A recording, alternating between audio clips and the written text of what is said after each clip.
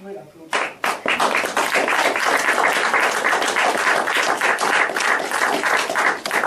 bonsoir, merci d'être venus si nombreux et si nombreuses. Donc voilà, je me présente, je m'appelle Ludivine, donc, et je suis une femme. Alors je vois vos airs concernés, mais si, je suis une femme. Hein. Et j'ai des preuves. D'abord, je porte une robe. Voilà. Ah oui, ça compte. J'ai failli, je devais, mais pour des raisons techniques dessous, passer chez le coiffeur. Très important pour moi de venir devant vous ce soir. C'est mon côté femme. Et ah si, je sais, j'ai de la poitrine. Voilà, non, de profil c'est mieux. C'est quand même, c'est une preuve quoi. J'ai ce qu'il faut pour vous convaincre. Attendez, j'arrive. Je sais marcher sur une ligne. Ouais. Voilà. Donc je suis une femme. Alors j'avais le choix entre faire des tutos make-up sur YouTube ou devenir mannequin. Alors évidemment moi j'ai postulé pour mannequin, hein, rapport marcher sur une ligne. Bon, j'ai eu une réponse négative, je ne vous cache pas, qui se justifiait de la sorte. Vous comprenez, nous avons des... Bref, vous avez quelques kilos en trop. Quelques kilos en trop. Moi, quelques kilos en trop? Non mais de qui se moque-t-on? J'ai pas quelques kilos en trop, ok? Je suis obèse, c'est pas pareil. Non mais l'obésité, ça fait que non seulement je suis pas mannequin, mais en plus, je suis 8 fois plus discriminée quand je cherche un emploi, alors que les hommes obèses, c'est 3 fois plus. Et que mon médecin peut mal me diagnostiquer parce qu'il croit que tout est de la faute de mon poids et il passe à côté de ma maladie. Également, il y a plein de choses qui ne sont pas faites pour moi, les sièges d'avion, à Paris, les sièges de cinéma, les tables médicales aussi. Non, c'est une vraie maladie qui a des origines multifactorielles. C'est pas seulement avoir envie de manger, ça multifactoriel, c'est très complexe. D'ailleurs, Daria Marx en parle très bien. Elle a créé le groupe Le Gras Politique, justement pour en parler de manière politique. Et elle a sorti un livre, Pourquoi gros n'est pas un gros mot. Donc si ça vous intéresse, allez-y. Daria Marx, respect. En plus, elle est féministe. Mais ça me fait penser que je vais parler pendant 1h30 là, devant vous, sans manger. Je sais pas si je vais y arriver. Alors j'ai tout prévu. Au cas où, un petit encas. Juste au cas où. Ah oui. Je sais pas si en fait je vais pas manger tout de suite. Non, je vais attendre. Quoique... Non, je vais attendre. Non, je vais attendre parce que ça se trouve j'ai faim tout à l'heure. Donc voilà. Hop. Voilà. Pour éviter la tentation. Alors si je suis comme ça attirée par les beignets au chocolat, c'est pas parce que je suis une femme et que je change tout le temps d'avis. Non. C'est pas parce que je suis grosse et que donc forcément je sais pas résister au sucre. Eh ben non, parce que figurez-vous que c'est une prescription du docteur. Absolument. Eh oui. Parce que j'ai autre chose à vous dire ce soir, mesdames et messieurs. Je suis bipolaire. Alors ne partez pas, ce n'est pas une maladie contagieuse. C'est bien une maladie mentale. Effectivement, le mot est lâché. Mais ce n'est pas contagieux. Donc le premier rang, là, si je vous postillonne dessus, on ne sait jamais, ça peut arriver, vous n'allez pas vous mettre à rire, à pleurer, comme ça, sans aucune raison. Ne vous inquiétez pas. Restez avec moi ce soir, mesdames et messieurs.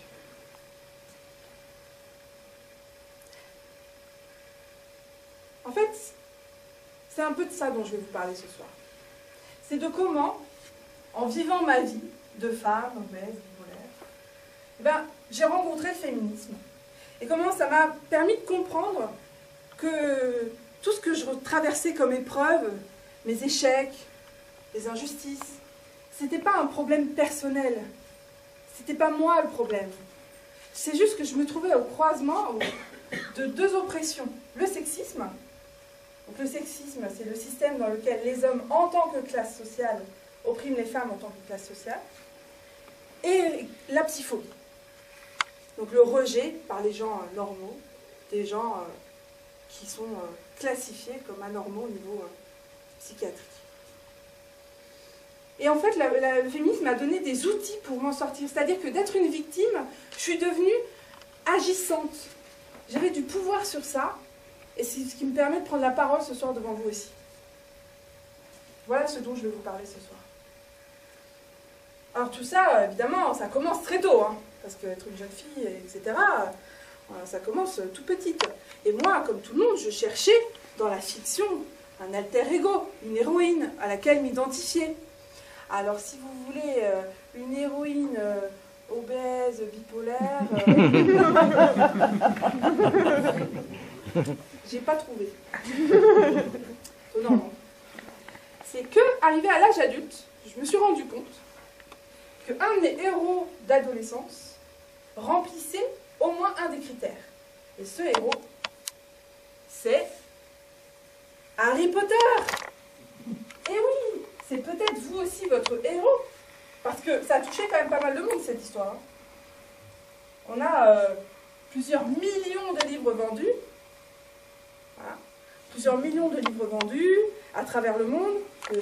Cette saga de 7 tomes écrite par J.K. Rowling, une femme qui était au chômage, qui était dans la dèche, grave, et qui a rencontré le succès planétaire et qui maintenant est millionnaire. Et donc Harry Potter, pour ceux qui ne connaissent pas, il y en a qui connaissent? Oui. Oui, quand même. Il y en a qui ne connaissent pas. Allez, dites-le sans honte. Si vous ne connaissez pas, c'est pas grave, on ne vous en voudra pas. Alors, il y a au moins une personne, donc je vais expliquer. Voilà. Harry Potter, c'est l'histoire d'un jeune orphelin qui vit chez son oncle et sa tante qui le maltraitent. Ils ne le nourrissent pas assez, il fait toutes les corvées, il le traite de nul, son cousin le tape, ils veulent le mettre dans un internat pour délinquants alors qu'il n'a rien fait. Et à 11 ans, alors qu'il a une vie misérable, il découvre qu'il est un sorcier, qu'il a des pouvoirs magiques. Ah, ça fait peur, hein. Et il va rentrer dans une école de sorciers. Donc, et il a même des sous sur un compte en banque, ce qui ne gâche rien. Donc, il va aller dans cette école de sorciers, se faire des amis, et aussi rencontrer, c'est ça qui fait qu'il y a une histoire, un ennemi, mais terrifiant, tellement terrifiant qu'on ne dit pas son nom, on l'appelle celui dont on ne doit pas prononcer le nom, ou tu sais qui. Bon, moi je vais dire son nom ce soir, c'est Voldemort. Voilà l'histoire d'Harry Potter, et il va nous accompagner ce soir. Mais même si donc je me suis trouvé un alter ego masculin dans la fiction, je n'en suis pas moins restée une femme. Alors être une femme, qu'est-ce que c'est pour moi?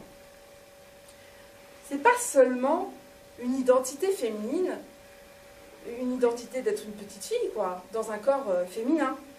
Ça, c'est ce qu'on m'a dit depuis que je suis née. Oh, la jolie petite fille, oh, elle est mignonne la petite fille, qu'elle est douce la petite fille. À 3 ans, j'avais compris. Hein. J'étais une fille. Hein. C'était très important pour moi, ça l'est toujours d'ailleurs. C'est mon identité et je ne peux rien y changer. Vraiment, j'y tiens, c'est partie de mon identité intrinsèque. Bon, en soi, moi, je dis, être une femme, c'est super! C'est pas le problème. Mais ce qui est moins super, c'est ce qui est arrivé après.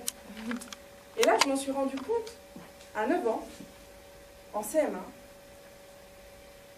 je me suis rendu compte qu'être une fille, une femme, c'est qu'il y a des choses qu'on doit faire, des injonctions, et des choses qu'on ne peut pas faire. Comment ça m'est arrivé? Ben, tout simplement, moi je venais de Strasbourg. Grande ville, vert d'esprit, bio, école Rudolf Steiner. Voilà, on avait des cahiers avec des grandes pages blanches que les parents faisaient eux-mêmes avant la rentrée. L'école avait des machines à faire les cahiers. Voilà, c'était génial avec des intercalaires pour que les dessins ne tâchent pas. On pouvait voilà, écrire comme on voulait. On courait dans la cour, on jouait aux gendarmes et aux voleurs avec les garçons et les filles mélangées, c'était génial. Et en milieu d'année, bam, je déménage en Normandie, j'arrive dans un bled de 4000 habitants. Et là, j'ai des cahiers avec des traits qu'il ne faut pas dépasser. Hein. Et dans la cour de récré, c'est pareil. Il y a des traits imaginaires qu'il ne faut pas dépasser. Il y a les garçons qui prennent tout le centre de la cour de récré pour jouer au foot. Et les filles qui sont coincées contre le mur, hein, à jouer à l'élastique ou à la marelle. Bien sur place. Quoi. Sauf que moi, j'avais l'habitude de courir en récré. À 9 ans, j'avais besoin de me dépenser. J'étais hyper studieuse en cours, mais la récré, c'était pour s'amuser. J'avais envie de taper dans le ballon, passer la balle, crier, quoi. Une enfant.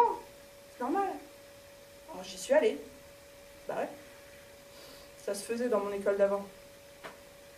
Les mecs m'ont dit, Non, non, mais t'es une fille, hein. Les filles, ça joue pas au foot, hein. Puis de toute façon, tu sais pas jouer, donc non, t'es nulle. Dégage! Ils m'ont même poussé, certains. Et les autres, en tous les cas, m'ont pas passé la balle. Hein. Donc j'ai bien compris où était ma place. Sur le côté, avec les autres filles. Et que j'aurais pas le droit de jouer au foot. C'était que la première fois. Mais je m'en souviens très bien.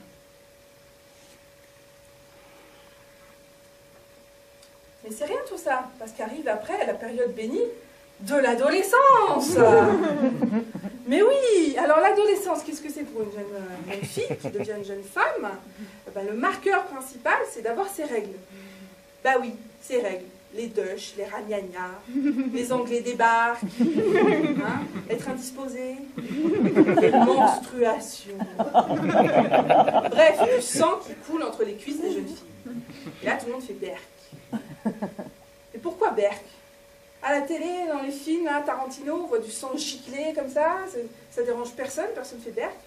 Et là, c'est tellement tabou que sur les pubs à la télé, le sang des serviettes hygiéniques, il est bleu. Complètement tabou. Nous, entre nous, on se surveillait pour que surtout on n'ait pas une tache aux fesses, pour pas que ça se sache, pas que ça se voit, pas que ça se dise. On mettait en plus des sweats autour de la taille pour bien cacher qu'éventuellement on ait une tache, ça se verra pas quand même. C'est incroyable, c'est le symbole le plus marquant qu'on devienne femme, et c'est c'est tabou. Puis il n'y a pas que ça. Il y a un autre marqueur secondaire donc sexuel, c'est l'arrivée des poils. Bah oui. Ah oui, les poils. C'est pareil. Hop, on rase, on élimine, on cache. Tout ce qui fait qu'on devient une femme, il faut le cacher. Moi, j'ai pas eu le choix. Hein. Si j'arrivais au collège avec mes poils aux pattes, mais tout le collège m'aurait traité de singe. Il n'y a pas photo, quoi. J'ai une copine à qui c'est arrivé. Donc, ma mère m'a offert un épilateur électrique. Ça fait mal. Ça vous arrache les poils un par un jusqu'à la racine du bulbe, là. Mais en fait, c'est une mutilation de la peau, ce truc. Hein. J'ai tenu 2 ans. Après, je passe au rasoir. Et là, comme vous pouvez le voir, j'ai changé de style. Mais ça m'a pris des années à me déconstruire toutes ces injonctions que j'avais apprises à l'adolescence. Il y a autre chose qui pousse à l'adolescence. La poitrine. Le fameux bonnet A. Ouh là là, il faut cacher ça, mon Dieu, ça bloblote. Incroyable. Alors moi, j'étais en sport en train de faire un 100 mètres en extérieur. Et ça s'est mis à blobloter, à blobloter. Tous les mecs se sont foutus de ma gueule. Ah, la dessin. Ben oui, je deviens une femme. Et ben, je suis rentrée chez moi, j'ai demandé un soutif. Souvenez-vous, mesdames, la première fois que vous avez mis un soutien-gorge, parce que maintenant vous êtes habitués. Souvenez-vous comment ça sert. Quand on n'est pas habitué, comment c'est désagréable. Non mais vraiment, il y a plein de gens, il y a plein de femmes, elles rentrent chez elles, le premier truc qu'elles font, elles enlèvent le soutif. Bon, moi ça y est, c'est pareil, ça j'ai poubelle. Hein. Ah non, je suis féministe, hein, rappelez-vous, attention. Je vais remplir tous les clichés.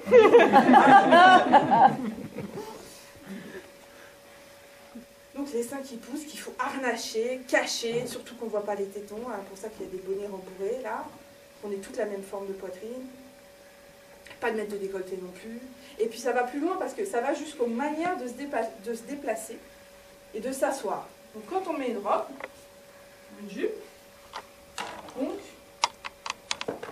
on doit s'asseoir bien droit, les cuisses bien serrées, voilà.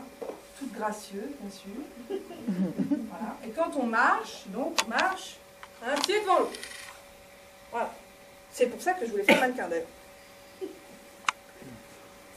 C'est pour vous dire à quel point j'ai intériorisé, comme de très nombreuses femmes, des injonctions qui allaient dans mon corps, quoi. Enfin, je veux dire, être une femme, c'est des choses qui ça n'a rien à voir avec la biologie, la manière de marcher. Pourtant, je les ai intégrées.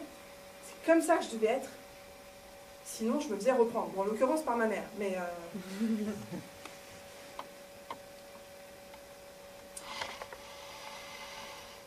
Et tout ça, c'est rien. C'est rien parce que, arrivé à 12 ans, j'ai aussi compris que devenir une femme, c'était devenir la proie des agresseurs sexuels. En effet, je voyais mes copines, là. Il y avait un mec dans ma classe qui avait redoublé 2 fois. J'avais 12 ans, il en avait 14, une baraque. tapait les mecs et il touchait les seins des jeunes filles. C'est des agressions sexuelles. Et elle, je les voyais, elle réagissait pas. Au mieux, elle rigolait bêtement. Je me disais, mais elles sont connes ou quoi? Enfin, pourquoi elles réagissent pas? Qu'elles vont se balader. Ah oui, je me disais ça. Jusqu'au jour où j'ai compris. Le jour où j'étais seule dans un couloir pendant la récré, comme on était dehors. Il s'est avancé vers moi. Il a mis ses grosses pattes dégueulasses sur ma petite poitrine. Et moi, j'étais coincée contre le mur. Ben, j'ai rigolé bêtement. J'étais pétrifiée. Et j'ai eu tellement honte, je me suis sentie salie, que j'en ai pas parlé pendant 18 ans. Ni à ma mère, ni à mes copines. Vous pouvez vous dire, c'est 3 fois rien. Mais pourtant, moi, je me suis sentie vraiment mal, vraiment sale, et je me suis tue. Alors j'imagine ce que ça peut être pour les victimes de viol. C'est autrement plus grave. Et aussi, il y a une psychiatre spécialisée en victimologie et traumatologie, Muriel Salmona, vous pouvez la trouver sur Internet, qui explique très bien l'état de sidération de la plupart des victimes de viol, qui font que, en fait, elles voudraient fuir. Il y a les hormones du cerveau pour la fuite qui se mettent en branle, sauf qu'elles sont tellement tétanisées par la peur que leur agresseur leur fasse plus mal que ce qu'il voulait leur faire initialement si elles se débattent, que ça fait un choc, et elles sont pétrifiées. Elles sortent même de leur corps, elles n'ont pas les souvenirs clairs, etc. Donc en fait, quand elles témoignent, si leurs souvenirs ne sont pas clairs, c'est plus la preuve d'un choc que d'un mensonge de leur part. Muriel Salmona, elle en voit tout le temps, c'est son boulot. Ça fait plus de 10 ans qu'elle suit des victimes de viol et qu'elle les aide à se reconstruire, à reconstruire leur mémoire. Elle a écrit des recommandations qu'elle a données au secrétariat aux droits des femmes de Marlène Schiappa en octobre 2017. Notamment, elle disait qu'il fallait absolument former tous les professionnels de la santé, du judiciaire, de la police, pour accueillir la parole des femmes victimes, mais aussi leur demander si elles ont été victimes. Parce qu'en fait, les femmes victimes ne parlent pas, elles sont seulement 20% à le dire, la plupart du temps à des médecins, la plupart du temps à des psychiatres. Mais 20%, c'est rien. Donc il faut former les professionnels à demander systématiquement, notamment par exemple le psychiatre, vous allez voir par rapport à la suite, avez-vous vécu des violences, madame? Voilà les recommandations de Muriel Salmona. Pour en revenir à l'adolescence, on voit clairement, c'est mon point de vue, hein, ce soir c'est mon point de vue, de toute façon, voilà. Donc, on voit clairement qu'il y a un double standard entre les jeunes hommes et les jeunes femmes. On ne dit pas aux ados, aux mecs, que leur téton c'est obscène, qu'il faut qu'ils se cachent, enfin ils peuvent être torse nu peinards, c'est pas un appel au viol. On leur dit pas que leur poil aux pattes ou aux aisselles c'est sale, c'est dégueulasse. Pourquoi saler sur les jeunes filles? On leur dit pas qu'ils sont moches sans maquillage. Et c'est pareil, ils peuvent faire tous les métiers qu'ils veulent, dans la limite des classes sociales, de race, etc. Mais dans l'imaginaire, tout est possible. Alors que les femmes, elles se cantonnent, c'est l'Observatoire des inégalités qui a sorti un article en 2014, elles se cantonnent dans les métiers aux vertus dites féminines. Métiers de l'administration, du social, de l'aide à la personne, et du médical. Et c'est les métiers féminins qui sont les moins... Il y a moins de statut, il y a moins de reconnaissance, il y a moins de bons salaires, il y a moins de bonnes conditions de travail. Parce qu'il n'y a pas toute cette lutte ouvrière derrière, il n'y a pas toute cette histoire derrière les milieux masculins, même les métiers durs. Il y a un statut, il y a des choses sur lesquelles s'appuyer. Je me suis rendu compte de ça en première. Moi, en seconde, j'étais bonne élève, j'avais 14 de moyenne dans mon lycée, et j'avais fait une option sciences de l'ingénieur. Donc ensuite, j'ai voulu passer en première scientifique, option sciences de l'ingénieur. Au lieu de faire biologie, j'allais faire du dessin technique, voilà, plein de choses, des machines, des pneumatiques. Donc j'étais enthousiaste. Je suis arrivée le premier jour. On était 35 élèves. Il y avait une autre jeune femme là au fond de la classe que je ne connaissais pas, qui ne m'a pas adressé la parole, moi, et 33 garçons. 33 mecs de 16 ans qui faisaient des vannes de cul, qui faisaient des concours de bites entre eux, de savoir qui avait la plus longue, qui se bousculaient, se chamaillaient, se cherchaient des noises. Enfin, une ambiance irrespirable de testostérone.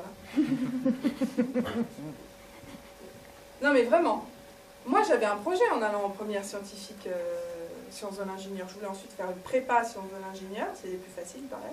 Et ensuite, je voulais passer les concours d'entrée de l'armée de l'air pour être sous-officier et piloter un avion de chasse. Et ben ouais, moi j'adore la vitesse, comme Harry Potter avec ses balais volants. Donc il y a des balais volants dans Harry Potter. Ils font de la voltige, ils virevoltent, les cheveux au vent, ils vont à fond là. Ben, pareil, moi je voulais piloter un Alpha Jet ou un Rafale. Voilà, tenir le manche, là, tirer dessus, là, envoyer léger. Il n'y a pas que les mecs qui peuvent le faire. C'est pas possible ça. Sauf que le soir même, je suis allée voir le directeur et je lui ai dit que je voulais changer de classe. Je voulais rentrer dans une classe de bio, normale, avec 50% de filles, 50% de garçons, une atmosphère beaucoup plus détendue. Bah oui, même si j'avais ce rêve-là, j'allais pas me les coltiner pendant 2 ans, et ensuite pareil en prépa de maths, et ensuite pareil à l'armée, quoi. Moi, j'ai pas voulu. Vous me direz, bah t'as des cas. Il y a cas, il faut que. Hein. Alors oui, heureusement, il y a des femmes qui le font. Notamment Caroline Aigle, qui porte bien son nom, qui est la première femme donc pilote d'avion de chasse qui allait sur les terrains en guerre. Et elle, sa première mission, c'est en 1999. Moi, à l'époque, on est en 2004. Donc c'est récent quand même.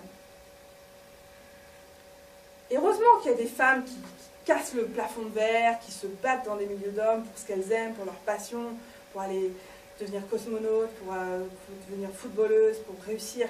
Encore heureux. Mais est-ce que le féminisme, c'est seulement de l'empowerment pour dire aux femmes de se battre, de se battre, de se battre, de se battre? Ou est-ce que c'est aussi pour les femmes qui veulent juste vivre leur vie en paix, sans être agressées? Ben moi, je pense que c'est pour tout le monde. C'est mon féminisme, en tous les cas. Parce que c'est reconnu dans le droit, créer un milieu hostile par des blagues à caractère sexuel, etc., ou par des affiches, par exemple, si vous avez des casiers dans les usines, imaginez-vous, avec des familles là partout, ben, la femme qui fait de la soudure sur les voitures, elle voit ça tous les jours, c'est reconnu dans la loi comme du harcèlement sexuel. C'est passible de plusieurs années de prison, de milliers d'euros d'amende. C'est reconnu que c'est pas normal d'avoir à subir cette situation.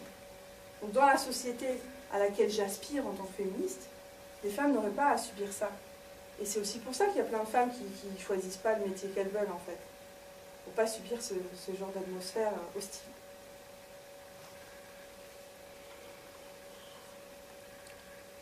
Alors, j'ai pas de blague quand je bois, je suis désolée. Mais c'est pas de ma faute, c'est la faute de mes formateurs, ils n'ont pas préparé de blague. Alors, délayons la responsabilité.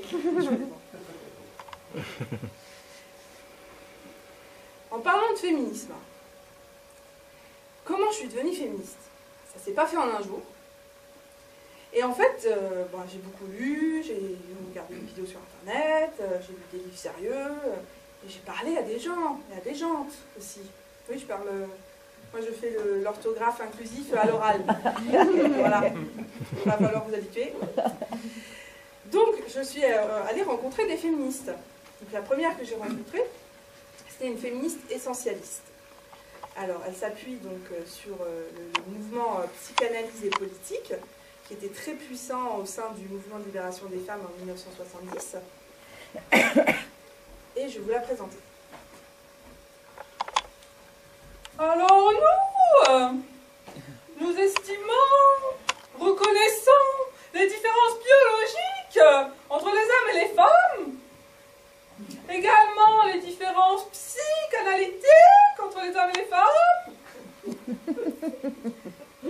et nous voulons être complémentaires des hommes et surtout pas en concurrence avec eux. Nous voulons l'égalité dans la différence. Ah, l'égalité dans la différence. Alors ce qu'elle a dit, c'est pas tout à fait faux. Hein. Il y a des différences biologiques entre les hommes et les femmes, je ne vais pas le nier. Voilà.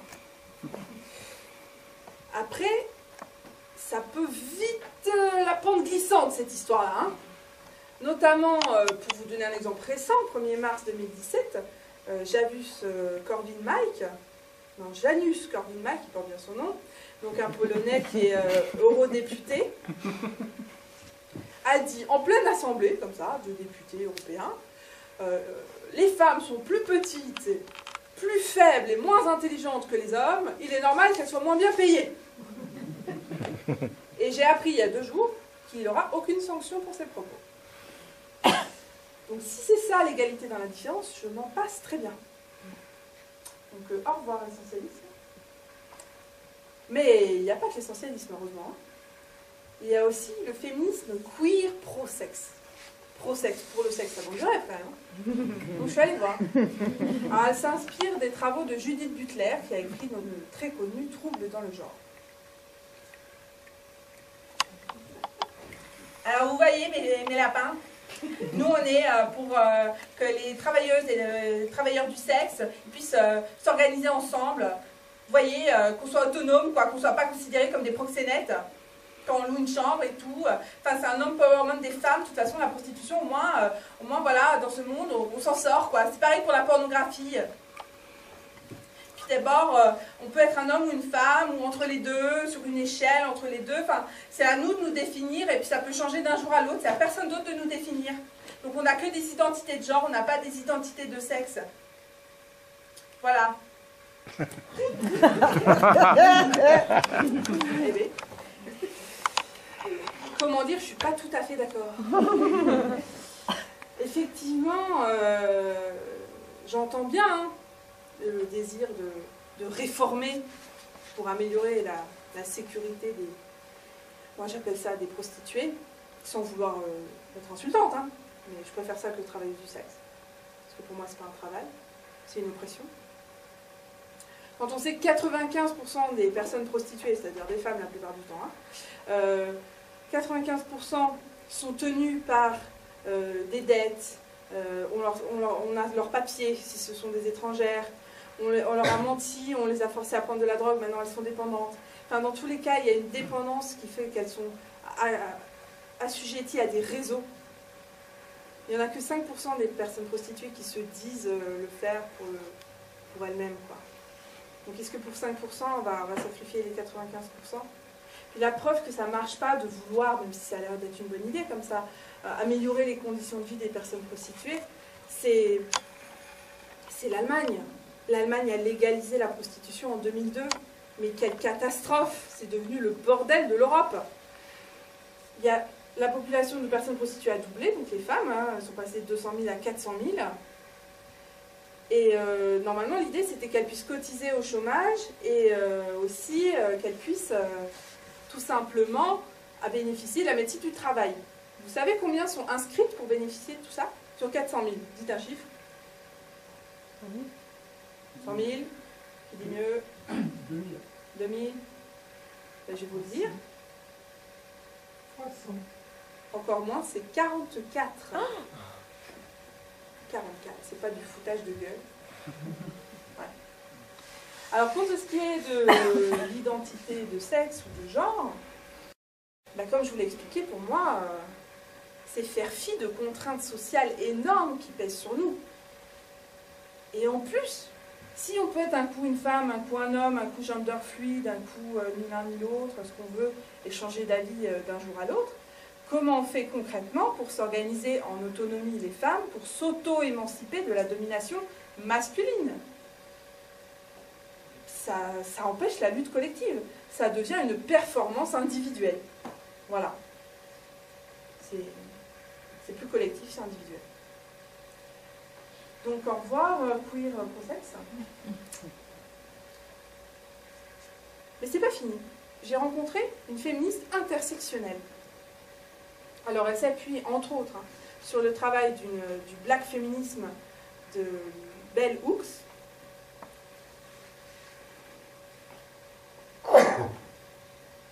qui a donc théorisé le croisement entre l'oppression de race, puisque les races n'existent pas, bien sûr, mais l'oppression en vertu duquel on croit qu'il y a des races, elle existe, malheureusement, et de genre, donc le sexisme. voilà, nous pensons qu'il faut considérer l'intersectionnalité. Que nous pensons que les facteurs de race, de classe, de genre se renforcent mutuellement. Et nous faisons corps plus avec les hommes noirs qui luttent pour les droits des hommes noirs, et des femmes noires aussi, qu'avec les femmes blanches qui nous méprisent et qui nous n'ont pas associé à elles dans la lutte pour les droits de vote aux États-Unis. Par exemple.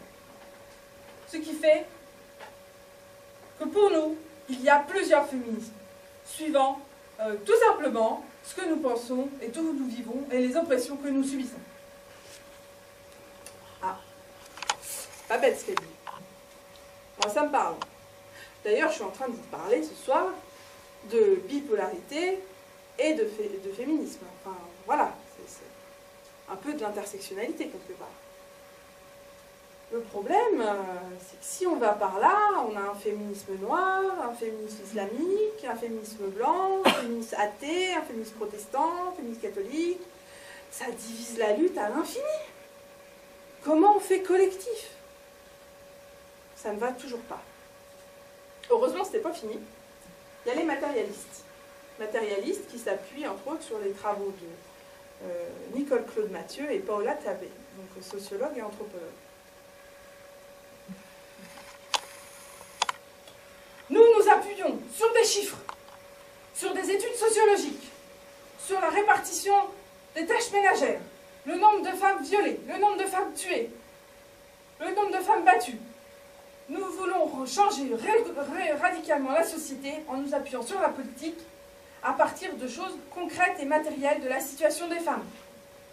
Nous sommes pour abolir le patriarcat, mais en attendant, nous connaissons la prostitution comme un moyen comme un autre de s'en sortir sous cette domination masculine. Ça partait bien. C'est dommage. Parce que les chiffres et tout, là, moi je suis bien d'accord. Parce que l'essentialisme, l'essence féminine, tout ça, moi j'y crois pas.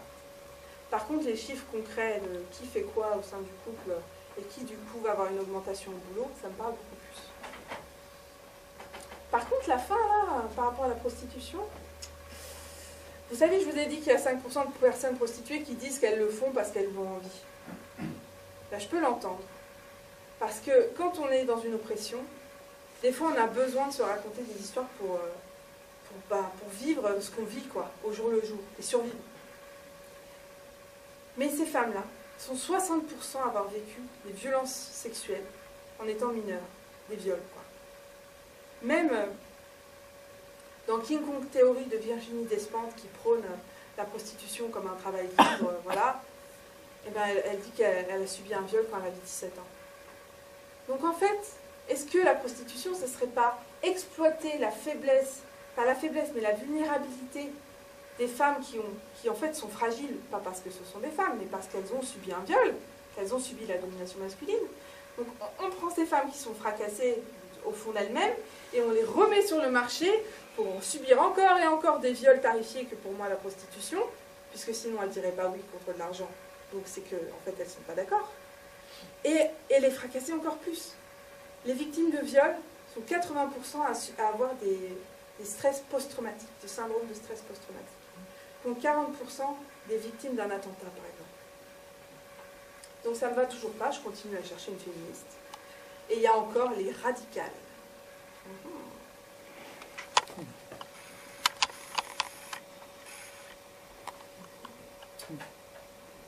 Nous sommes féministes radicales car nous voulons arracher le patriarcat à la racine. Pour cela, nous avons une démarche matérialiste. Mais nous nous positionnons contre le système prostitueur et contre la pornographie qui aliène les femmes jusqu'à chez elles à travers ce que regardent leurs conjoints. Nous sommes aussi pour reconnaître l'existence des lesbiennes et voir par leur existence même qu'il y a une contrainte à l'hétérosexualité. Adrienne Rich. Nous nous appuyons sur les travaux de la sociologue, chercheuse au CNRS, Christine Delphi, une Française, et sur la philosophesse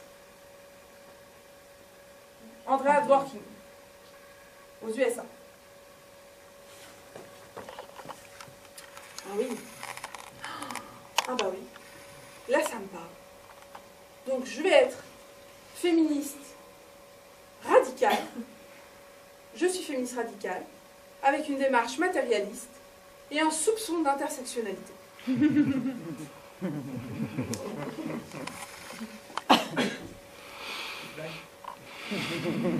petite blague.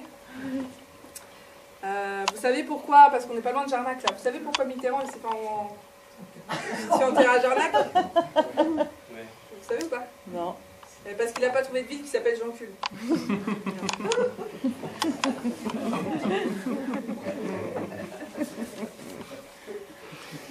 Courageux. Parce qu'on est féministe, qu'on n'a pas d'humour, hein. Alors, ce qui est bien dans Harry Potter, c'est qu'il n'y a pas de sexisme. En fait. Bah non, il n'y a pas de petit copain qui viole sa petite copine à Poudlard. Il n'y a pas de main aux fesses. Nickel. Tranquille. Faut que je fasse dans l'autre sens. Ah, j'ai bien un exemple, mais c'est un peu subtil. Vous êtes prêts pour la subtilité? Ouais. C'est le sexisme par le système scolaire. Parce qu'en fait, souvent, on dit aux garçons qui ont des notes passables, bon, c'est parce qu'il fiche rien, quoi. En fait, il est intelligent, s'il voulait se donner la peine, il aurait des super notes, quoi. Et aux jeunes femmes qui ont des super notes parce qu'elles bossent dur, on dit non, mais c'est parce qu'elles travaillent, c'est des bûcheuses, elles sont scolaires. C'est pas parce qu'elles sont intelligentes. Hein. Bah, Harry Potter, il se trouve que dans je crois que c'est le 6e tome, il tombe sur un livre de potions, parce qu'il n'a pas le sien, au fond de la classe, qui est plein d'annotations. Donc, il va suivre ces annotations et faire des potions, mais géniales, quoi, et puis facilement. Et toute l'année, il va tricher comme ça. C'est-à-dire qu'à côté, il y a Hermione Granger, donc c'est sa meilleure amie qui est super studieuse, super travailleuse, enfin, vous connaissez, qui suit à la lettre, comme tout le monde, les mêmes recommandations que tout le monde, mais lui, il a un passe-droit, en fait. Il a un truc qui fait que ça marche mieux. Et elle lui dit, mais attention, c'est dangereux, ça se trouve, tu sais pas qui a écrit, ça peut être dangereux. Et effectivement, ça s'avère dangereux, Hermione avait encore raison. Je me demande ce qui serait devenu Harry Potter sans Hermione. Donc là, c'est un peu ce côté-là, le côté scolaire, du sexisme scolaire des profs parfois. Alors oui, Hermione Granger, il faut que je vous parle d'elle quand même. Alors, Harry Potter, il a 2 meilleurs amis, Ron Weasley, dont on ne parlera pas ce soir. Bah non, mais désolé, un homme, une femme, hein, moi je suis pour la parité. Hein. Donc, voilà. Et Hermione Granger, une jeune femme très intelligente, d'origine moldue, c'est-à-dire que ses parents n'étaient pas sorciers, puis elle a lu ce livre. Et alors elle surcompense, quoi. Elle en fait des tonnes, et elle devient la meilleure élève de Poudlard, l'école de magie sorcière.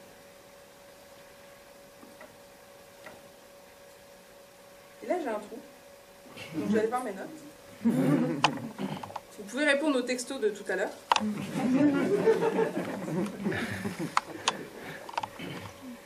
Un texto, c'était le réveil.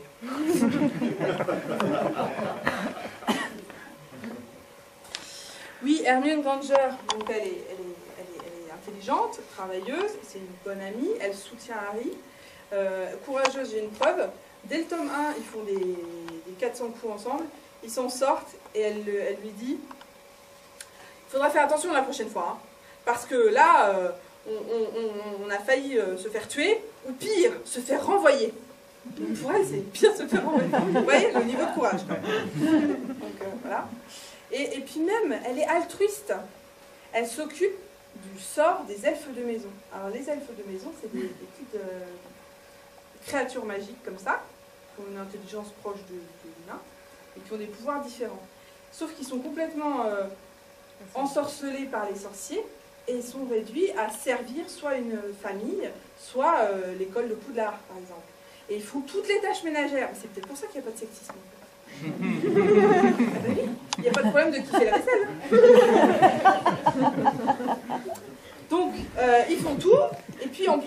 aliénés, c'est-à-dire qu'ils ont tellement intériorisé que c'était eux de tout faire, les lits, le repassage, la bouffe, la vaisselle, tout, que quand on leur donne un ordre et qu'ils ne le font pas, ils se brûlent eux-mêmes les mains sur la plaque de cuisson, ils se cognent eux-mêmes la tête contre les murs, ils s'insultent de tous les noms.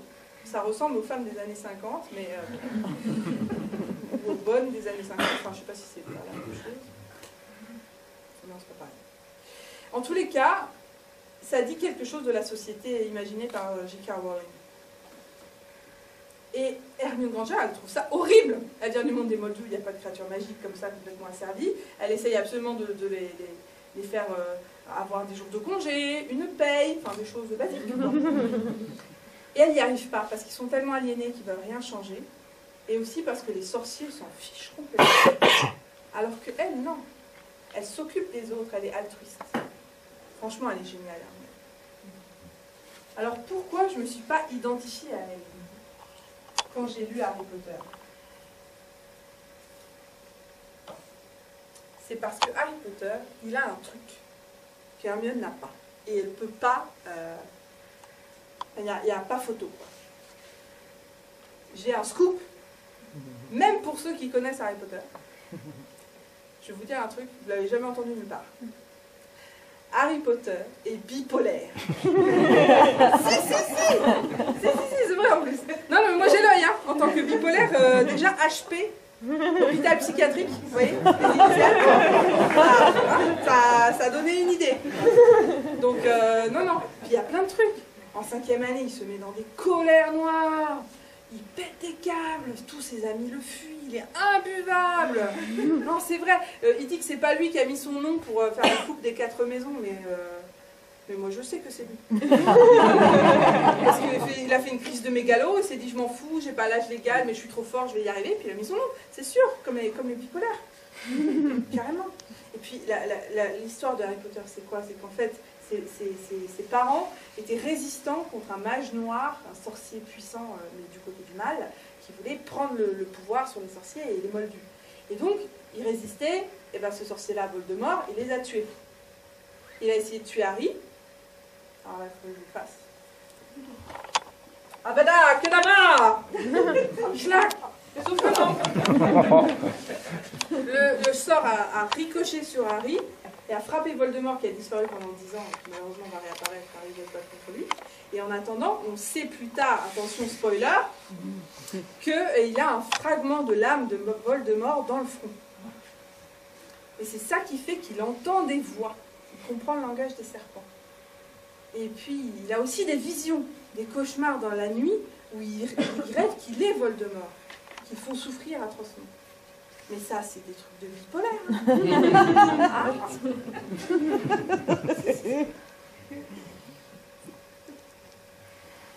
Donc Harry Potter est bipolaire et il ne veut pas se soigner.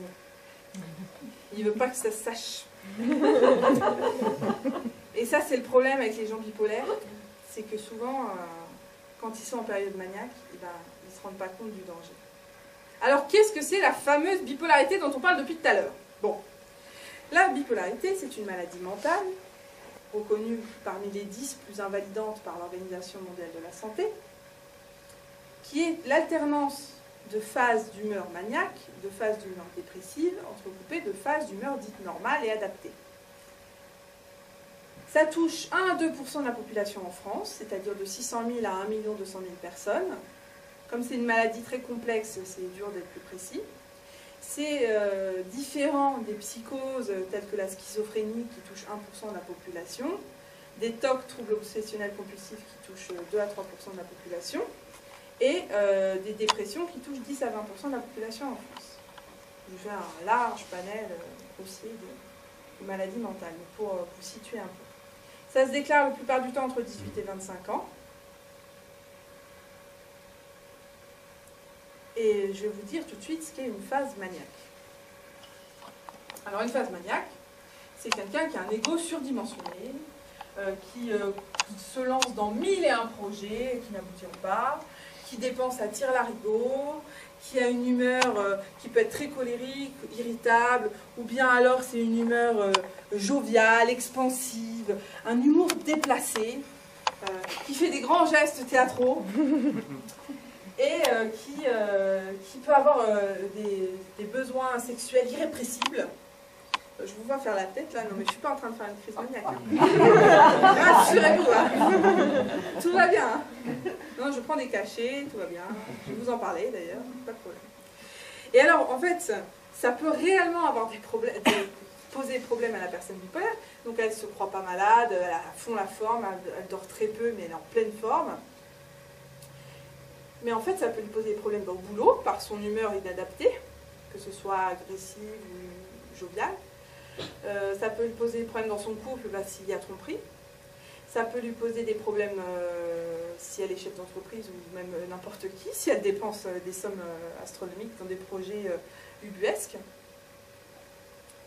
Donc ça peut poser pas mal de problèmes, la phase maniaque. Le principal étant qu'on ne reconnaît pas qu'on est malade et qu'on ne se soigne pas, contrairement à la phase dépressive. Et c'est pour ça qu'en fait, quand on est en phase dépressive, là, les gens voient bien que vous n'allez pas bien, ils vous poussent à aller chez le médecin, et heureusement. Mais vous ne dites pas forcément que vous avez eu une phase maniaque avant.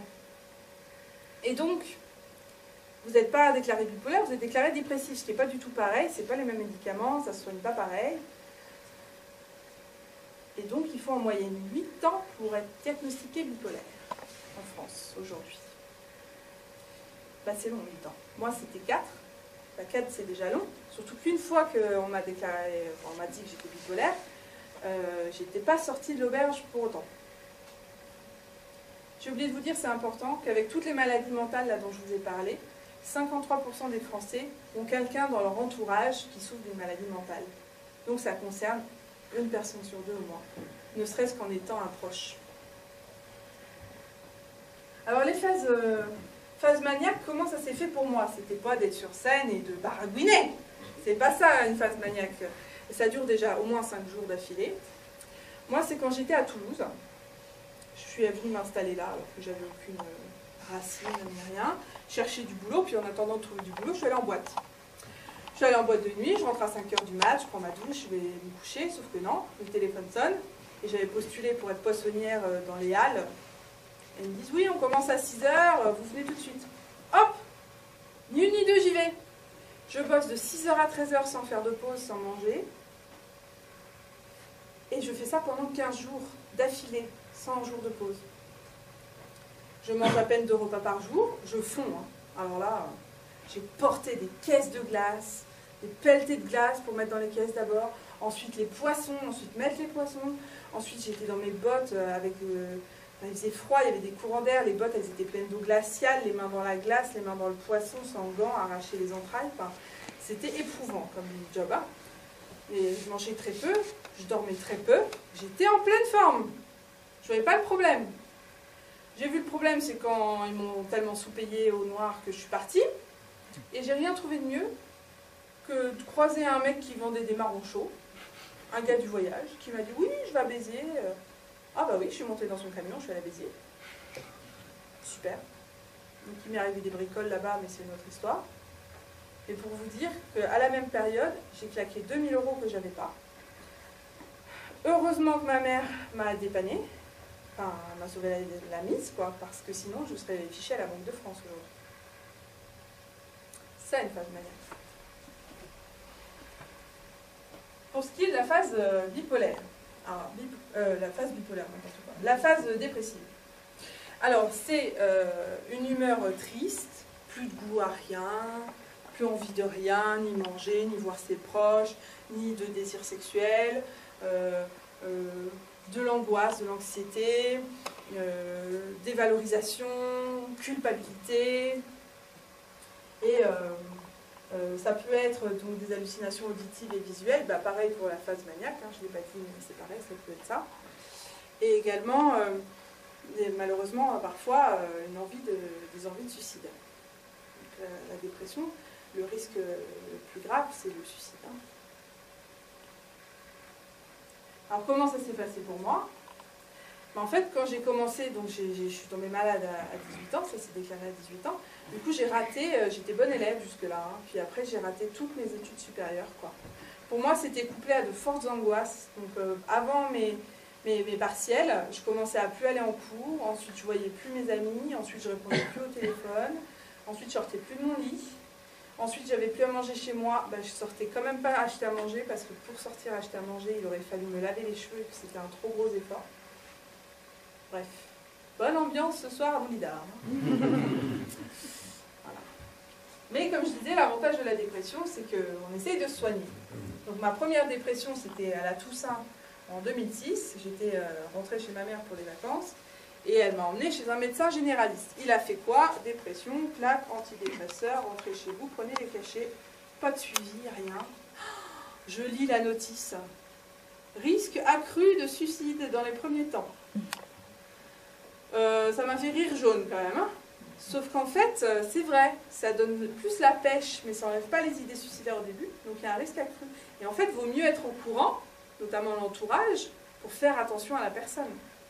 Parce que la dépression, c'est une vraie maladie, il faut vraiment se soigner. Il y a seulement 25% des dépressions qui sont soignées, d'après Lise Demeilly, Sociologie des troubles mentaux. Or, si ce n'est pas soigné, ensuite, ça se chronicise, ça revient, ça peut engendrer des comportements à risque ou de la dépendance pour masquer la dépression. Donc il vaut mieux soigner une dépression. Mais moi, je ne suis pas dépressive, je suis bipolaire. Donc je l'ai su 4 ans plus tard. Alors comment ça s'est passé? Mon psychiatre, puisque donc ça faisait 4 ans que je faisais des dépressions, je voulais un psychiatre. Mon psychiatre qui me dit comme ça, Ludivine, vous êtes bipolaire. Non, non, non, je ne suis pas malade mentale, moi. Je ne suis pas folle, je ne vais pas prendre des cachets toute ma vie. Non, non, non, je ne suis pas bipolaire. Et je ne me suis pas soignée. J'ai refusé d'accepter ce diagnostic qui m'a été quand même asséné d'une manière un peu forte. Et j'avais personne à côté de moi pour poser des questions, s'intéresser. Parce qu'il ne m'a pas expliqué, ce psychiatre. Mais en fait, si on ne se soigne pas, les phases maniaques et dépressives, elles se déclenchent avec des facteurs de stress de plus en plus petits. Et elles sont de plus en plus fortes. Et même qu'on voit des diminutions du volume de certaines zones du cerveau aux IRM sur des patients bipolaires qui ne se soignent pas au bout de plusieurs années. Donc c'est une vraie maladie, c'est pas juste dans la tête, quoi. Donc moi, en tous les cas, aujourd'hui, je me soigne, je vois et un psychiatre pour les médicaments et un psychologue pour parler, et c'est ce que je conseille à tout le monde. C'est à prendre au sérieux, parce que je vous ai parlé des dépressions et des envies de suicide, mais il faut savoir qu'en France, aujourd'hui, par an, il y a 190 000 tentatives de suicide, et malheureusement, il y en a 13 000 qui aboutissent. Pour lutter contre ça, il faut se soigner. Pour prévenir.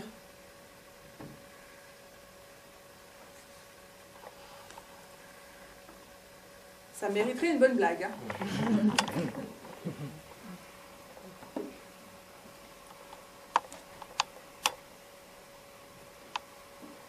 J'ai un trou.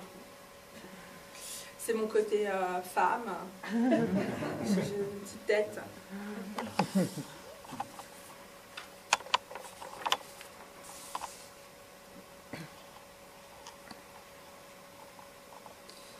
Oui,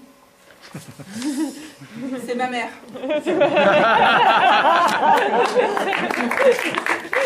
Forcément, il faut que je vous parle de ma mère. Parce que la bipolarité, c'est pas que la personne bipolaire, c'est l'entourage aussi. Il s'en prend plein les dents. Ma mère, vraiment merci à elle, parce qu'elle m'a soutenue alors que j'ai eu des pics de colère, de rage, j'ai été imbuvable. Elle m'a toujours soutenue. C'est dur pour les aidants. Il faut aider les aidants. Comment faire? Si vous êtes un proche de quelqu'un qui est bipolaire ou une autre maladie mentale, il y a des associations de proches. Par exemple, pour la bipolarité, il y a Argos 2001. Donc voilà, je voulais dire un mot quand même sur ces gens-là. Et puis, donc, j'ai foiré mes études. Donc j'ai que le bac. Et je fais des boulots non qualifiés, précaires, mal rémunérés, quand j'en trouve, évidemment. Ce qui fait que je vais me représenter. J'arrive.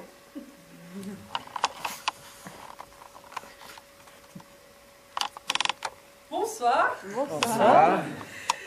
je me présente, je m'appelle Ludivine, je suis une femme, je suis obèse, je suis bipolaire et je suis pauvre. Voilà. C'est dit.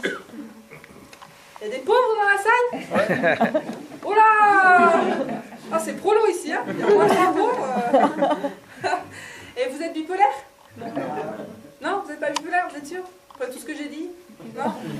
Non, vous n'êtes pas bipolaire, d'accord. Bon, donc, en fait, effectivement, même si on prend la fourchette haute de 1 200 000 personnes bipolaires, même plus les autres personnes qui souffrent de maladies mentales, on n'arrive pas aux 5 à 9 millions de personnes pauvres en France aujourd'hui, voilà, selon l'INSEE, suivant les fourchettes qu'on prend, hein, 50 ou 60% du salaire médian par la vie. Donc, ça ne fait pas tout. Je veux dire, je ne mets pas tout sur le dos de ma maladie. Mais quand même, c'est plus dur pour les gens qui souffrent d'un handicap. En fait, c'est un handicap au travail, la bipolarité. Déjà, quand vous êtes en période maniaque, vous ne pouvez pas travailler. Quand vous êtes en dépression, vous êtes au fond de votre lit. Mais même quand vous êtes en période normale et adaptée, il y a des gens qui ne vous trouvent pas assez normal. Ma boss, par exemple, quand je travaillais sur un plateau téléphonique. J'ai appris plus tard qu'elle avait dit à toutes mes collègues que Ludivine, elle était un peu... Ça m'étonnait que personne ne me parle. Enfin, c'est une souffrance au travail quand même d'être toute seule dans votre coin à faire un travail à la chaîne et que personne ne vous parle. Bah oui. C'est ça aussi, hein, la psyphobie.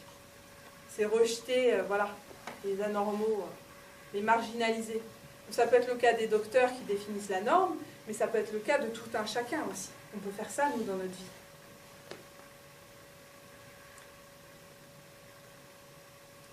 Et puis, dire d'une femme qu'elle est folle, qu'elle est hystérique, qu'elle est névrosée, c'est facile pour la faire taire, faire que les autres s'écartent d'elle et surtout ne fassent pas comme elle. Parce que moi, j'aurais bien voulu à un moment parler de mes conditions de travail avec les autres ouvrières et qu'on se... Voilà, qu'on fasse corps, groupe ensemble et qu'on se batte, quoi. Ben, ça n'a pas été possible, donc ça m'a neutralisé en fait, cette étiquette de folle. C'était bien pratique pour ma boss. Et ça, c'est une technique qui perdure à travers les âges. Traiter les femmes de folles pour les neutraliser, ça date au minimum du Moyen-Âge, de l'Inquisition. Ah, vous n'étiez pas trop normal? Hop, une sorcière! Sorcière! Et hop, au bûcher! Alors, d'après les dernières estimations, il y a entre 50 000 et 100 000 femmes qui ont été brûlées vives aux États-Unis et en Europe entre le XIIIe siècle et le XVIIe siècle par ce mouvement global de l'Inquisition, autant catholique que protestante. Alors, ça vous paraît peut-être pas beaucoup, mais quand même. C'est deux femmes dont on parle, je vous rappelle. Et ensuite, à l'époque, on n'était pas à 6 milliards et demi, quoi, sur Terre. Ils étaient quelques millions. Donc, ratio par rapport à la population, ça a dû absolument terroriser toutes les autres femmes. Elles se sont dit, mais je ne fais pas un pet de travers parce que sinon, moi aussi, je m'y retrouve, quoi. Au niveau du contrôle social, c'est quand même absolument la terreur. Et sur des siècles. Alors, en parlant de sorcières, l'Inquisition existe dans Harry Potter. Sauf que c'est beaucoup plus fun. En fait, les sorcières... J'ai encore mis dans le mauvais sens, c'est pas vrai. Les sorcières, elles avaient des sorts pour neutraliser les flammes, les vraies sorcières. Et du coup, elles se faisaient attraper pour aller au bûcher plusieurs fois, ça leur faisait des guillis, quoi. Voilà. C'est gentil Harry Potter, c'est pour enfants. Hein. Voilà, c'est mignon. Mais quand même, les sorciers dans Harry Potter, ils ont compris que les moldus, ils ne voulaient pas d'eux. Hein. Ils ont bien saisi le message sous-jacent. C'était bien clair. Donc qu'est-ce qu'ils ont fait? Ils ont créé une société secrète. Ils ont créé des lieux pour eux, incartables, où les moldus ne peuvent pas aller, et où ils sont en sécurité. Ils ont disparu de la surface du globe. Bah, c'est un peu pareil avec les femmes. Les femmes qui ont été traitées de sorcières. Elles se sont fait discrètes. Elles ont disparu. On ne les a plus vues. Et notamment, ces femmes, c'était qui? C'était pas des vraies sorcières, mais elles avaient quand même un pouvoir. C'était des femmes soignantes, des sages-femmes,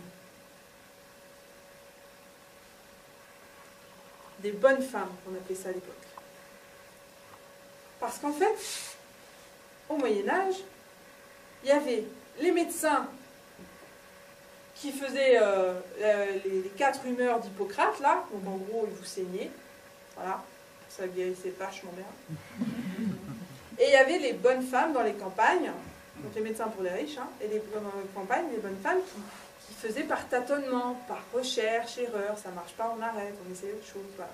Plus proche de l'idée de la science qu'on a aujourd'hui.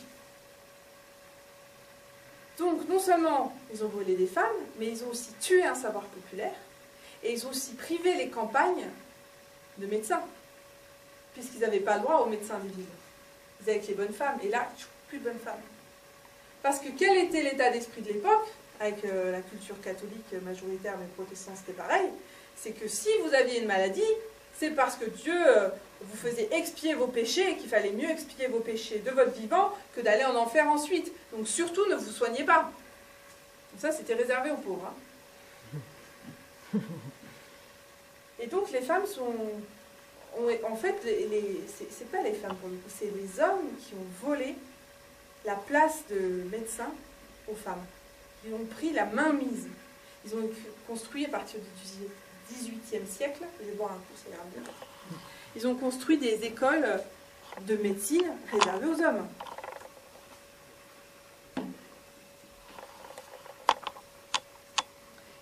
Et ça a perduré jusqu'en 1970, où, aux États-Unis à l'époque, 93% des médecins étaient des hommes, et où comment est-ce qu'on soignait les cancers du sein chez les femmes? Oui, tout à fait. On les endormait, on faisait une biopsie, et si jamais c'était cancéreux, ablation des 2 seins dans la foulée. Double mastectomie, sans les réveiller pour discuter avec elles de leur choix, quoi que ce soit. Et c'était la procédure à suivre, c'était systématique.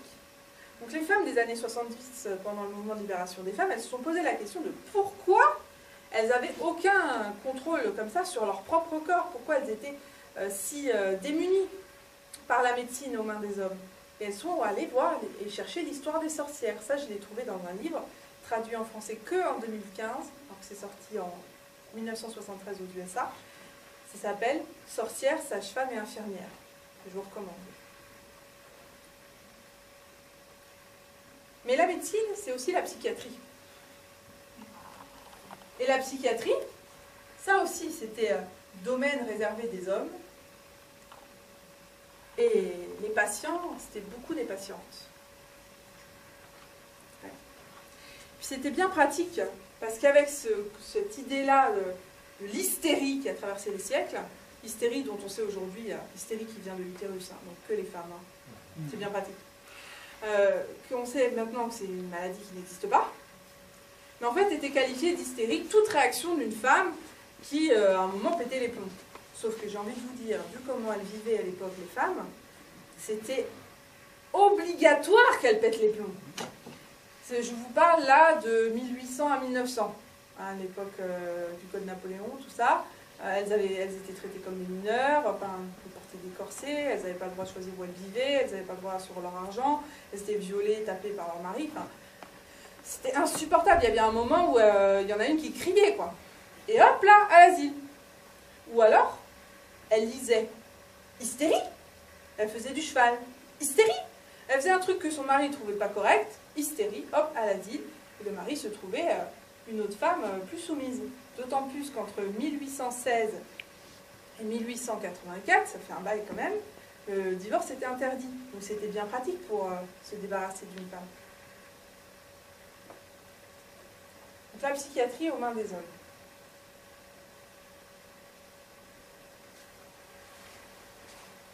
Je vais quand même regarder mes fiches. La lobotomie.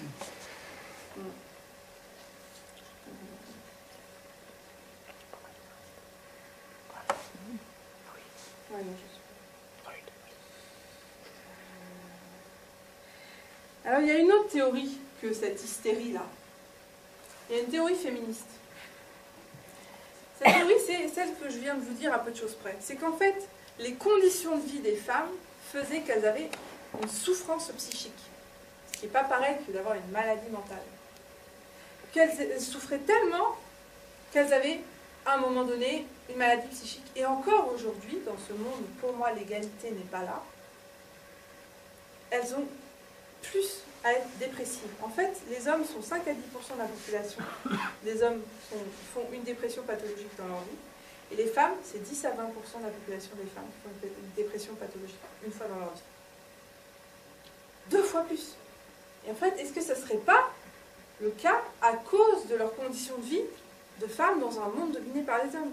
Est-ce que ce ne serait pas le cas aussi parce que quand elles vont voir leur psychiatre et qu'elles leur disent qu'elles ne vont pas bien, qu'elles ont des problèmes, au lieu de leur demander si elles ont subi des violences sexuelles ou si elles sont tapées par leur conjoint, ils les cataloguent direct malades mentales.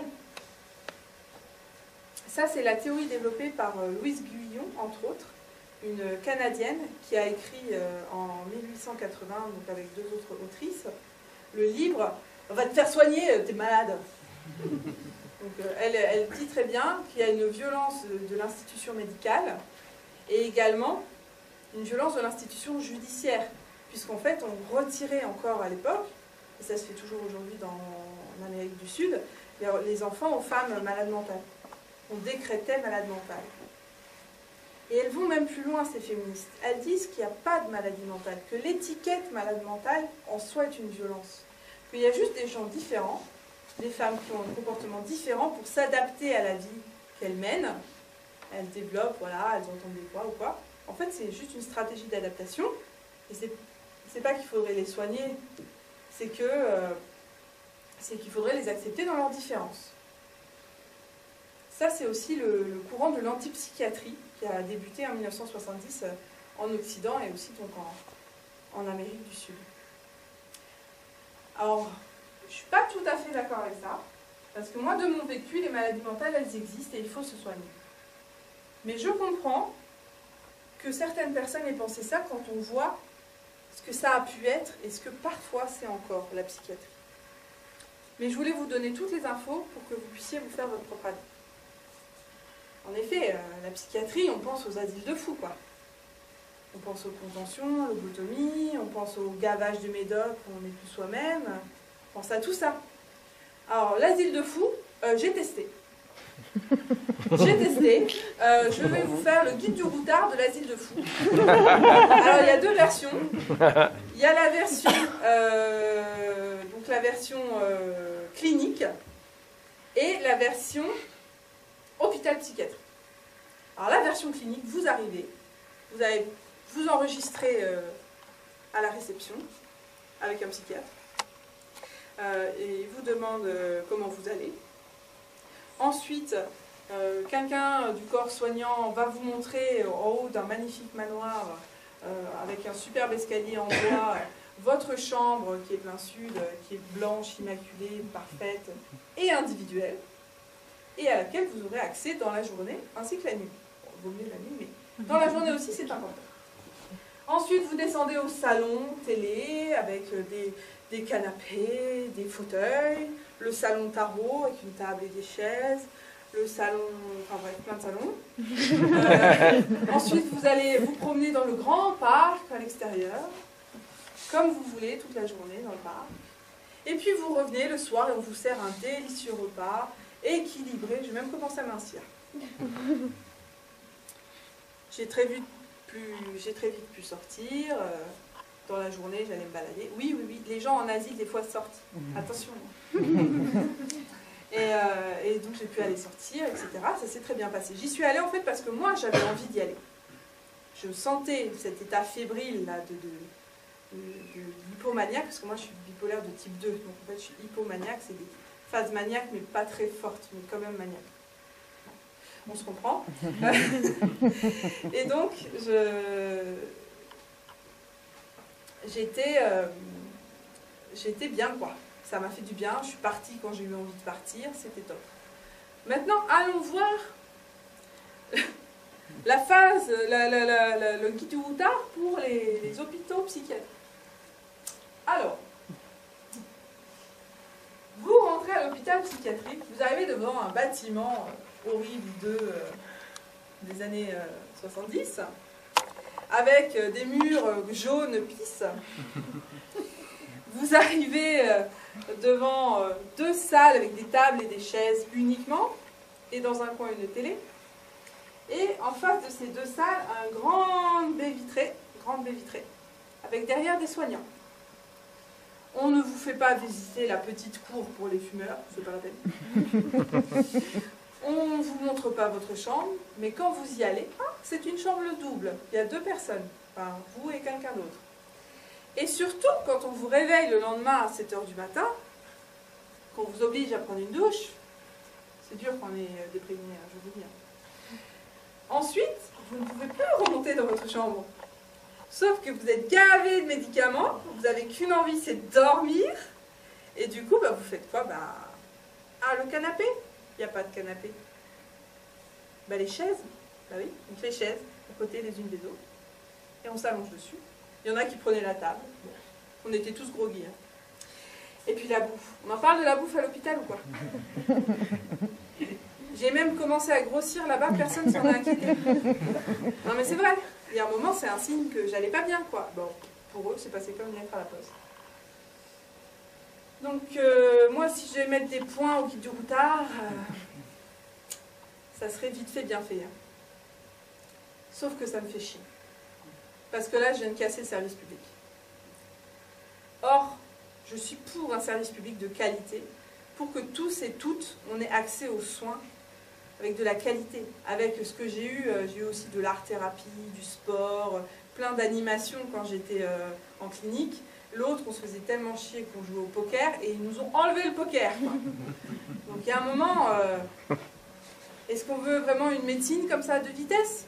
Ou encore pire, est-ce qu'on veut que les cliniques qui sont privées, qui font du profit, fassent du profit sur la maladie, que ce soit mon argent ou l'argent de la sécurité sociale? Dans tous les cas, moi ça me débecte. Après, il y a un problème dans l'hôpital psychiatrique au niveau de la logistique, c'est qu'on était organisé par des gens qui viennent de la même zone géographique. Du coup, on avait tous des pathologies très différentes. Et moi, quand j'avais commencé à aller mieux, j'ai parlé avec un des gars et il m'a dit qu'il avait braqué une banque. Je ne me suis pas sentie en sécurité. Je sais que c'est normal qu'il y ait des gens qui ne puissent pas aller en prison parce que ils ont besoin d'aller en hôpital psychiatrique, mais je veux dire, moi, je n'avais pas envie de me trouver en face de ce gars-là, quoi. Je ne suis pas venue là pour souffrir, ok? Pour ceux qui connaissent. Donc, voilà, ça, c'est un point très important. Si vous n'êtes jamais rentré, je vous ai fait ce petit débrief pour savoir comment ça se passe.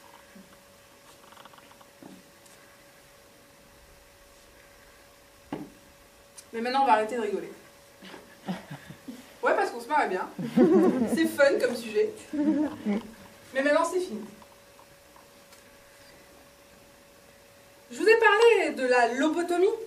Donc, enlever un morceau de cerveau. Ça s'est fait jusque dans les années 80. Et 84% des gens qui étaient lobotomisés, c'était des femmes. Je vous laisse deviner de quel sexe étaient les médecins. Je vous ai parlé de la clitoridectomie.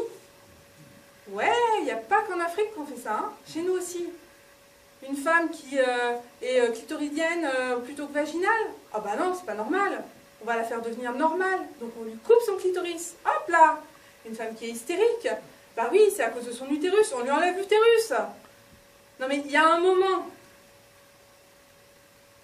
Les pieds bandés là en Chine, aujourd'hui les talons, les seins repassés au Cameroun, les extensions mammaires là partout dans le monde. Même avec la pornographie, les gamines à 15 ans au Royaume-Uni qui veulent se refaire faire la vulve parce que c'est pas comme dans les pornos. Non mais il y a un moment, les régimes amaigrissants pour être toujours plus minces, pour s'empêcher de bouffer alors que les femmes viennent juste commencer à manger normalement comme les hommes. Avant, elles devaient attendre que le patriarche avait fini son assiette jusque dans les années 50. Non mais il y a un moment, est-ce qu'on peut arrêter de vouloir dominer le corps des femmes comme ça pour une idée de la féminité pour les hommes? C'est pas possible, moi mon corps il n'est pas en plastique. C'est pas une poupée à customiser, c'est pas de la pâte à modeler, d'accord? Je vous ai dit, c'est le coup de gueule. Hein.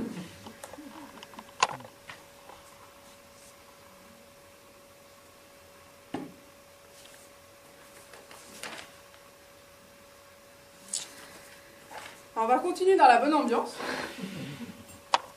Parce que là, j'ai beaucoup parlé des folles, mais pas des fous. Et oui, ce soir, les hommes ne sont pas l'aune à laquelle on mesure le monde. Mais je vais en parler 5 minutes. Là aussi, il y a un double standard. C'est-à-dire, ça ne fait pas pareil de dire d'un homme qu'il est fou d'une femme qu'elle est folle. Ça n'a pas les mêmes effets, socialement. Je vais prendre le cas des hommes qui tuent leur femme, leur ex-femme. Il y en a un paquet. En France, aujourd'hui. Ces hommes-là, dans la presse, ils sont caractérisés par fous d'amour, fous de détresse. C'est un drame de la séparation. C'est un crime passionnel. C'est un double suicide. Il y en a un qui a tué l'autre qui s'est suicidé après, mais c'est un double suicide. C'est un drame familial. Bref, on dit de ces hommes qui sont fous, quoi. Ils sont fous, ils ont pété un câble, ils sont fous. Mais moi, je vais vous le dire, ils n'ont pas de maladie mentale, ces hommes. Quand ils sont jugés et reconnus coupables, ils vont en prison normale, ils ne vont pas en hôpital psychiatrique. Ils ne sont pas fous. Il faut arrêter de dire fou pour ça. Le nombre, c'est 123 femmes tuées par leur conjoint ou ex-conjoint en 2016, chiffre du ministère de l'Intérieur. C'est 131 femmes en 2017, chiffre de la page Facebook qui comptabilise tous les articles de journaux de toute la France qui s'appelle « Féminicide par compagnon ou ex ». Et c'est toujours la même page, on en est à 50 à aujourd'hui, en 2018. Si vous vous abonnez à cette page Facebook, vous allez recevoir très souvent ces fameux articles grandiloquents sur la détresse de l'amour ou les problèmes d'argent de ces tueurs. Et vous allez vous rendre compte du message que véhicule la presse et aussi du nombre d'hommes qui tuent leurs femmes, parce que pour eux, elle leur appartient. Et ils ne supportent pas qu'elle les quitte. Donc c'est facile de dire à une femme battue, quitte ton conjoint, si on n'est pas là pour elle quand elle le quitte, et qu'ensuite il la percute et lui roule dessus en voiture, lui tire un coup de fusil. Sachant qu'il y a aussi des hommes qui passent à l'acte qui ne tapaient pas leur femme avant. Il ne faut pas amalgamer les deux. Et une femme folle. J'ai une copine qui est bipolaire, comme moi, qui a eu des problèmes avec son ex, il l'a tapée, elle est allée porter plainte. Dans la discussion, elle a dit au policier qu'elle souffrait de bipolarité. Ils lui ont dit, votre plainte, de toute façon, vous n'êtes rapadingue, on ne va pas croire ce que vous dites. Hein. Voilà quoi. Les hommes, ça les déresponsabilise, et les femmes, bah, ça les décrédibilise.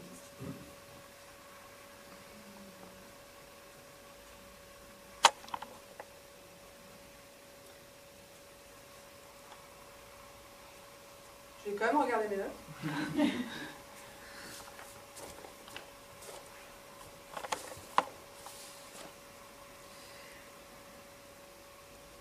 Alors on va continuer dans la bonne ambiance.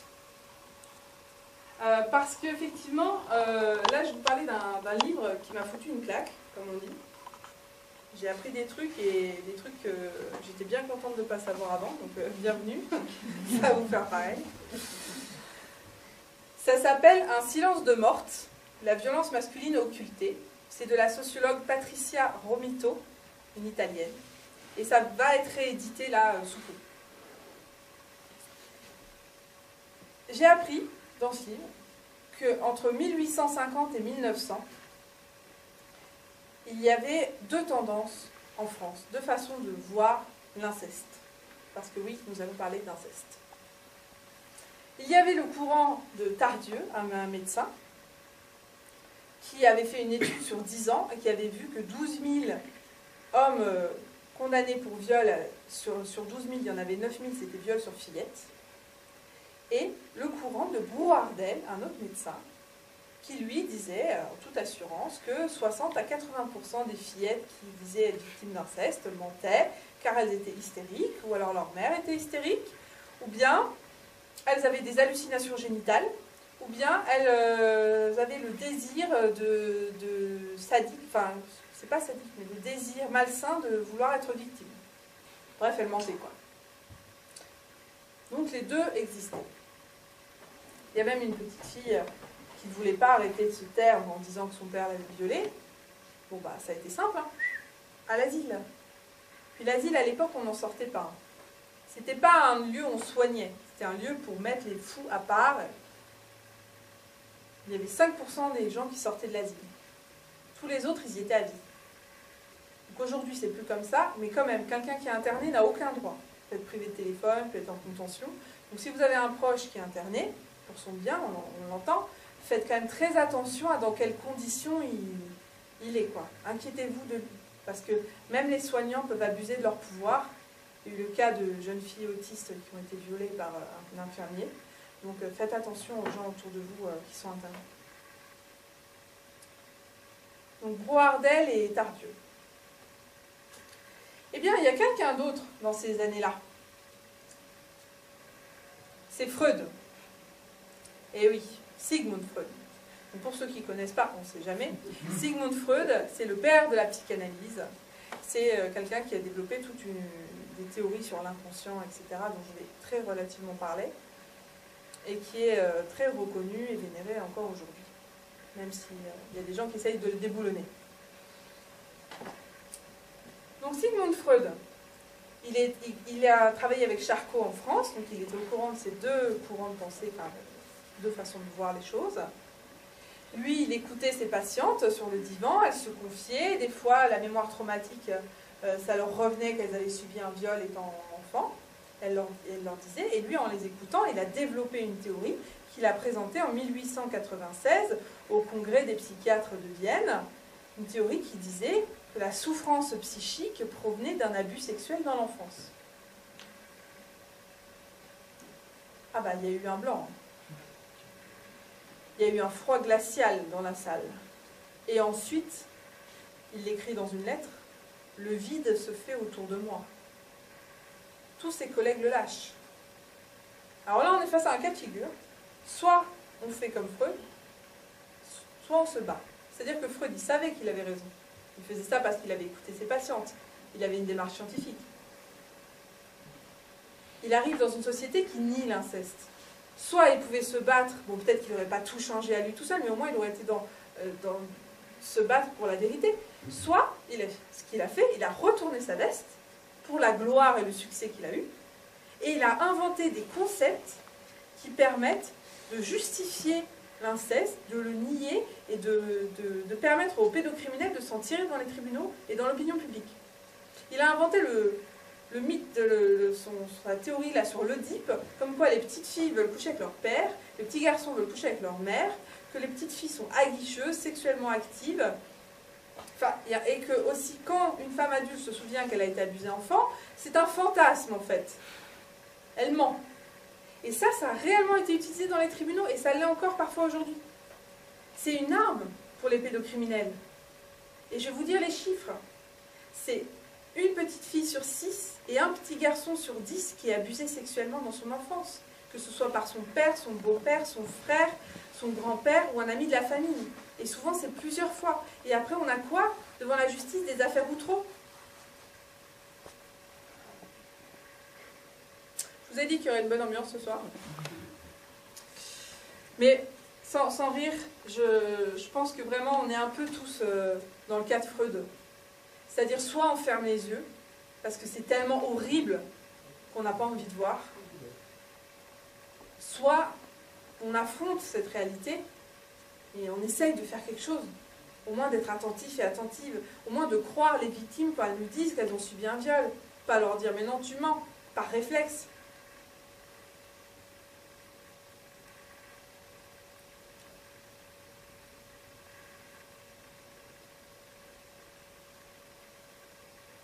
J'ai un truc avec Harry Potter, là, mais...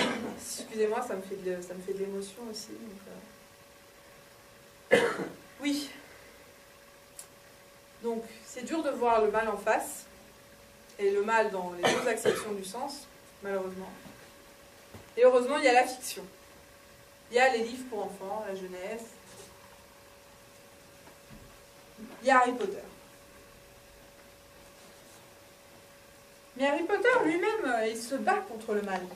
Il se bat contre le fameux Voldemort. Et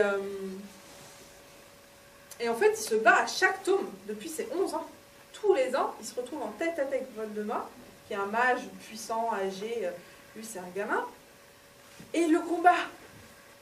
Et il n'arrête pas tant qu'il ne l'a pas eu. Je veux dire, à la fin, il le vainc. Donc, je spoil la fin, mais ça finit bien, quoi. Harry Potter ne meurt pas, rassurez-vous. C'est un livre pour enfants, quand même. Hein. Donc, heureusement, Harry Potter gagne. Et quand il gagne, bah, moi, j'ai été triste, parce que 7 ans que je lisais les livres, un par an, en attendant la suite, désespérément. On a envie de continuer avec eux. Et là, ce soir, c'est pareil. Notre aventure de ce soir va bientôt se terminer. Mais j'espère que notre aventure collective ne fait que commencer. Et moi, je suis un petit peu comme Harry Potter, à mon niveau. Je veux dire, lui, il n'a pas choisi d'avoir cette marque au front. Il n'a pas choisi la prophétie qui le lie à Voldemort. Et pourtant, bah, c'est ce qu'il doit faire. Et il le combat. Et moi, c'est pareil. Je suis née femme, je suis née bipolaire, en tous les cas, je le suis devenue. Et ça fait que je dois me battre contre ma maladie. Et je suis plus sensible aux injustices faites aux femmes et aux injustices faites aux malades mentaux. Et donc, dans la vie, il n'y a pas de magie. Hein. Ça, vous le savez. Alors, comment est-ce qu'on peut combattre le mal dans la vraie vie? Enfin, moi, j'ai une proposition pour vous ce soir. Voilà ce que moi, je fais, en tous les cas. J'ai rejoint un collectif féministe. Des collectifs féministes, il y en a plein. Il y en a peut-être à côté de chez vous. Vous pouvez vous renseigner, voir si ça vous parle, comme moi, j'ai fait avec les différents féminismes. Et lutter collectivement au sein d'un groupe féministe. Même les messieurs, la plupart des collectifs féministes sont mixtes. Pour commencer, si ça c'est trop, vous pouvez déjà recevoir une newsletter, une lettre par email, une fois par semaine, il n'y en aura pas plus, du groupe F. Moi, le groupe F, j'en fais partie. C'est mené par Caroline Dehaas, une féministe que je respecte beaucoup. Et elle a créé cette lettre hebdomadaire pour donner aux gens des informations sur les violences faites aux femmes et pour leur proposer une action toute simple, faisable, à faire avec, dans leur entourage, dans leur vie quotidienne. Donc si vous voulez, vous pouvez laisser votre email sur cette feuille et je vous inscrirai au groupe F. Comme ça, c'est fait. Ou bien, quand vous rentrez chez vous, vous allez sur leur site et c'est la première chose, ils vous demandent votre email si vous souhaitez devenir un peu une agente, quoi. Voilà, agir. Il y a quelque chose que j'aimerais dire aussi, c'est aux personnes bipolaires, prenez la parole. N'ayez pas honte de dire que vous êtes bipolaire, parce que c'est une maladie, il n'y a pas à en avoir honte. Quand on prend le temps, évidemment, d'expliquer aux gens, de déconstruire tous les préjugés qu'on a tous et que moi j'avais aussi sur la bipolarité. Et aux chercheurs et aux chercheuses, aux sociologues, je leur demande de faire des recherches à la manière de ce qu'ont fait les féministes sur la place de la maladie mentale dans notre société, la place des malades mentaux. Parce qu'en fait, c'est plus une place sociale qu'une place biologique. Mais ça, il faudrait faire des recherches d'un point de vue politique, comme le font les féministes. Et enfin, au public, comme vous ce soir, je vous remercie. Continuez d'écouter la parole de gens qui n'ont pas la parole.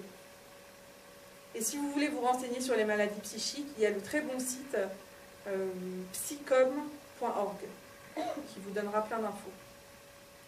Et enfin, je vais vous laisser repartir chez vous. Ne vous ruez pas chez votre médecin, votre urologue, votre gynéco, pour vérifier si vous êtes devenu plus femme ou plus bipolaire. Je vous assure que non, ce n'est pas contagieux. Par contre, je vais aller chercher un chapeau, vous serez peut-être un peu plus pauvre. Merci beaucoup.